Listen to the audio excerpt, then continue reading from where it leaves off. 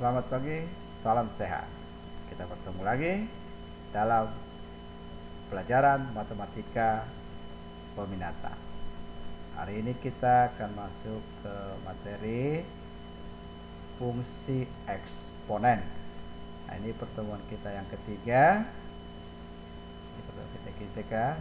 Jangan lupa selalu katakan easy ya. Jadi ini akan membuat kita tidak membenci matematika ya. Say easy. Oke.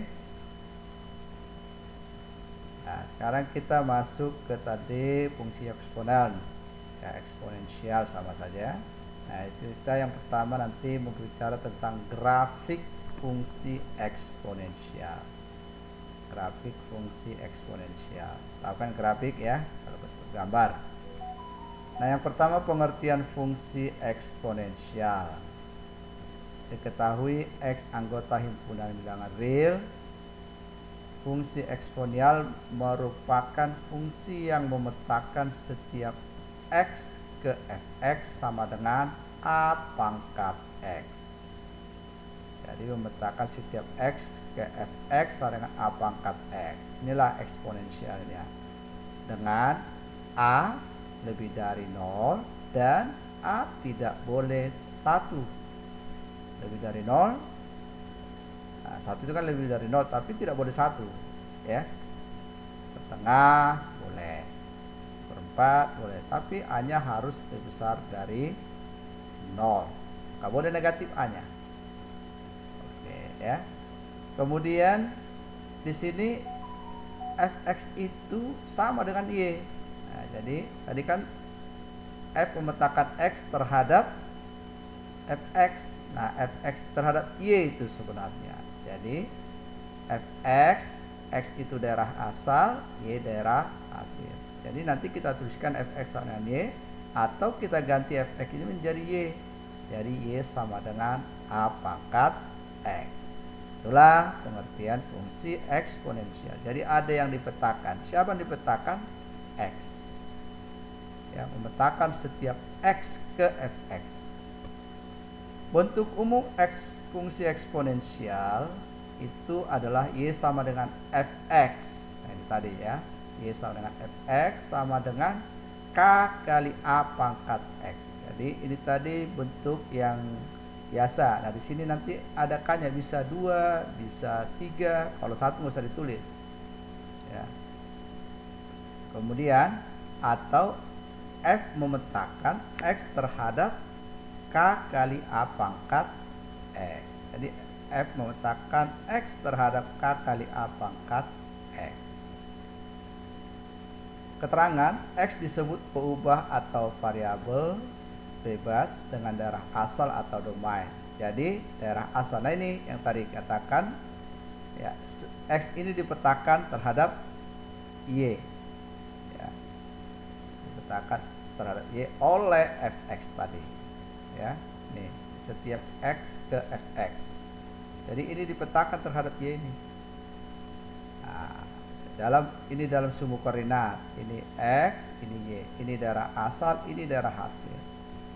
Oke, itu ya. D sama dengan himpunan X dengan syarat X lebih dari tidak terhingga kurang dari tidak terhingga X anggota bilangan real. Ingat ini angka 8 tidur, jangan bilang itu 8 tidur, enggak, atau tengkorak, bukan. Itu simbol dari tidak terhingga. Coba diputar-putar terus angka 8. Enggak terhingga kan, enggak berhenti. Nah, makanya dia memakai simbol tidak terhingga. Ada juga hanya memakai S tidur juga ya, tidak terhingga ya. Ini terus ke atas, yang ini terus ke bawah. Oke. A disebut bilangan pokok atau basis dengan syarat A lebih besar dari 0 dan A tidak boleh sama dengan 1. Ini kemungkinannya ada 2. Jadi A itu diantara 0 dan 1 karena nggak boleh 1 tadi. Atau A-nya lebih besar dari 1. Jadi di sini tidak boleh 1 ya. Jadi sama artinya A lebih besar dari 0, lebih kecil dari 1, atau A lebih besar dari 1. Jadi nanti kasusnya ada 2. Gara-gara A tidak boleh sama 1. Y disebut variabel tak bebas sedangkan K disebut konstanta. Nah, itu ya. Oke, the next. Nah, bagaimana cara atau langkah-langkah melukis grafik fungsi eksponen? Nah, yang pertama, menentukan titik potong grafik dengan sumbu Y. Titik pot, ya, titik potong dengan sumbu Y. Itu kalau memotong sumbu Y berarti X-nya sama dengan 0. Jadi pada saat Y ini dipotong, ya, di sekitar sini dipotong, pasti kan X-nya 0. Nah, 0,2, 0,4 dan seterusnya, itu ya.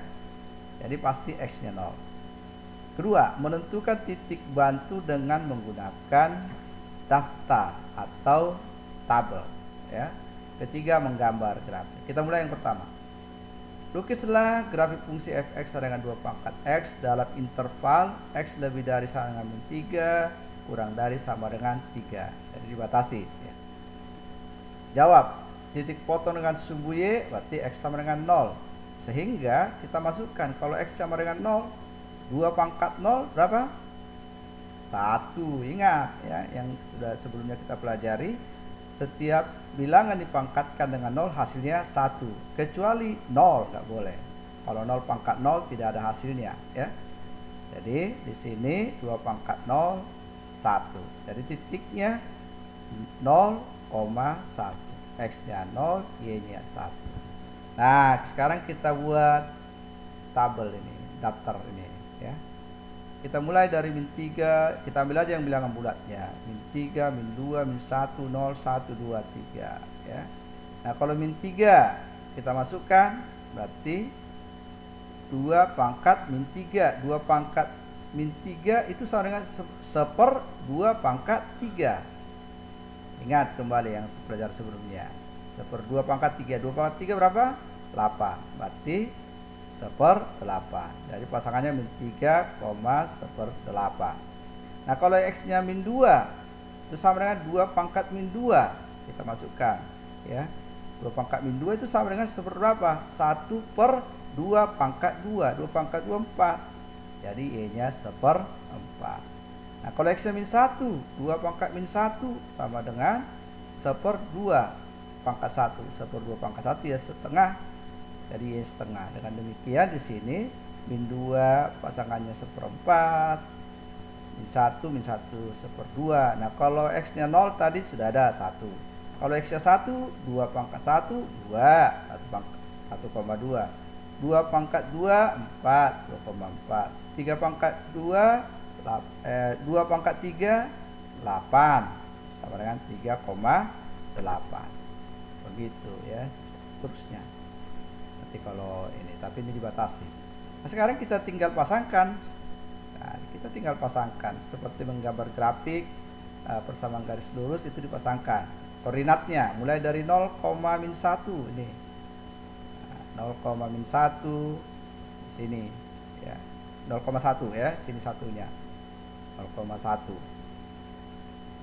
Kemudian 1,2. Ini 2,4. 3,8. Min 1, setengah. Min 2, 1/4. Min 3, 1/8. Seterusnya. Nah, setelah itu lihat, langkah berikutnya adalah menghubungkan titik-titik koordinat ini secara mulus, jangan memakai penggaris. Jadi tarik, jangan putus-putus, terus nanti ke sini. Nah, nanti kalau kita teruskan ini tidak akan bakal menembus X, tidak akan bakal memotong X. Jadi yang ada hanya dipotong di Y. Begitu, easy, gampang sekali. Oke, kita lihat contoh berikutnya. Kalau 1/3 pangkat X, nah kita mulai juga min 3. 1/3 pangkat min 3 berarti 1/3 pangkat min 3. Perhatikan, 1/3 pangkat min 3 kita balik menjadi 3 pangkat berapa? Jadi 3 pangkat 3. 3 pangkat 3 itu sama dengan 27. Nah, kalau min 2, 1/3 pangkat min 2 sama dengan 3 pangkat 2, 9.